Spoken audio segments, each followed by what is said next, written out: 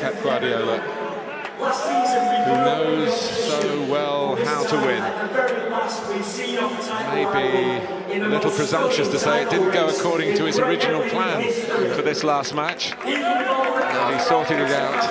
He sorts most things out. The standards that he's driving, not just at Manchester City, but through the rest of the Premier League, with what Liverpool have done, is incredible. And we talked about the physical preparation, but winning back-to-back titles is about mentality, and he's instilled a mentality in that dressing room that is powerful, strong, and has made them feel like they're unbeatable. What a coach. Well, they have been not just unbeatable, but the winning machine, 14 Premier League victories in a row, and they needed all 14 of them. How do they keep him for another 5 years, 10 years, Manchester City? How do they keep him in Manchester? Because whilst he's there, it's very difficult for other clubs to get near them. He's that good. He has his medal. Players who've been in the squad but don't qualify for medals, including Claudio Bravo, who was injured pre-season. Daniel Grimshaw, another goalkeeper. Aaron Muric, who's been the substitute for pretty much all of the Premier League games this season, and played in 5 of the games in the Carabao Cup. And they're going up to get their handshakes. Philip Sandler, a Dutch defender, we might hear more of him. And Jan Poveda, a London-born forward of Colombian heritage. I'm wearing number 83, Jan Poveda!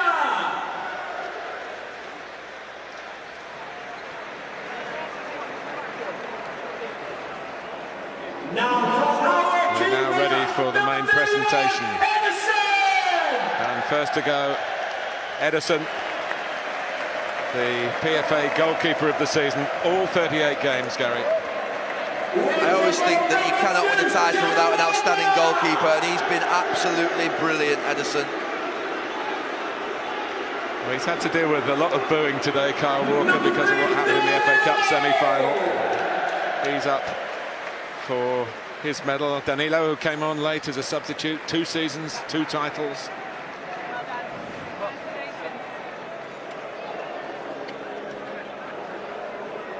And next to come John Stones. What about that clearance off the line at home to Liverpool? How important did that turn out to be in the end in this season of fine margins? When you look back at individual moments, all these players have contributed. Aymeric Laporte's header to make it 2-1 here turned the tide away from Brighton. He's a special centre-back. When you think of Van Dijk this season, who's taken most of the plaudits in that position, he's not far behind him, Aymeric Laporte.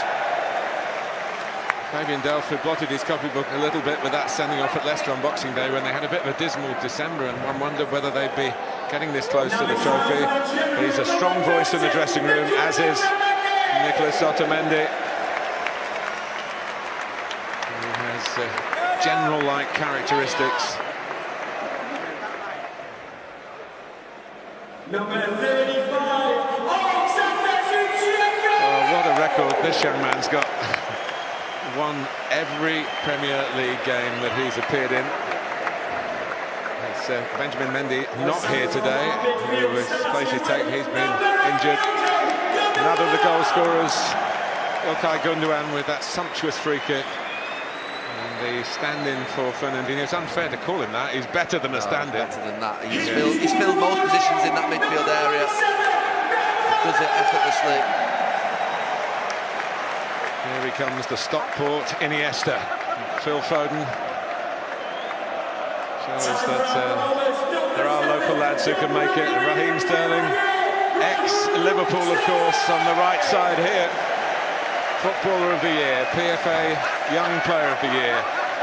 A mature season. Leroy Sané, you sense, Gary, hasn't always seen eye to eye with Pep Guardiola. No, we thought he'd play today, but he's a brilliant player. Yes, he's young, and he does sometimes things that maybe his manager doesn't quite like. But he'll emerge into something world-class, I'm sure, because they all seem to, under Pep Guardiola, once they develop. Well, it's invidious perhaps to pick out individuals, but here's one we can pick out. He's amazing, absolutely incredible to watch. I never thought I'd see a player at City that you could actually like to watch as much as David Silva, but he's getting there, Bernardo Silva. The recall today, the Leicester City winner of 2016, and the scorer today, and making up for that penalty miss at Anfield, which might have haunted him, but won't now. He's another one like Sané. There's more to come. He can get better and better.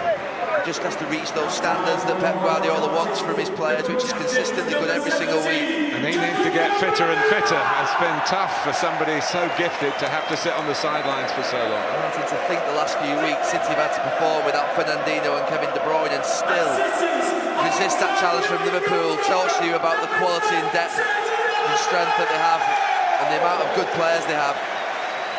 Well, he had to play a part. 7 years on from that fateful moment when he won the league in 2012, equalising today his 164th Premier League goal. And Fernandinho is here, hampered by injuries himself.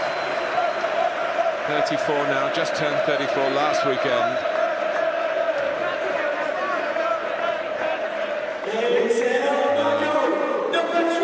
And they're waiting for the magician, David Silva.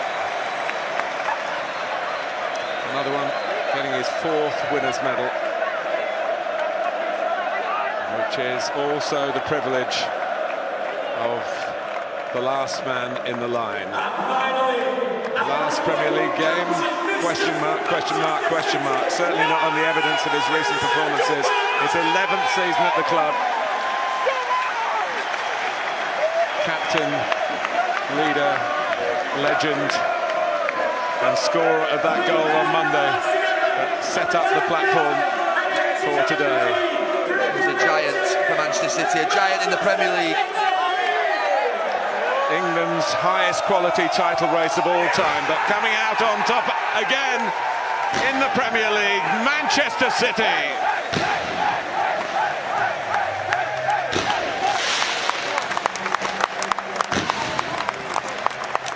The serial winner has got another trophy for the cabinet. The past masters have finally passed Liverpool, full stop at the end of a campaign. Remember, they won by 19 points last season. 98 this season, enough only by 1. There's been no let-up, Liverpool have seen to that.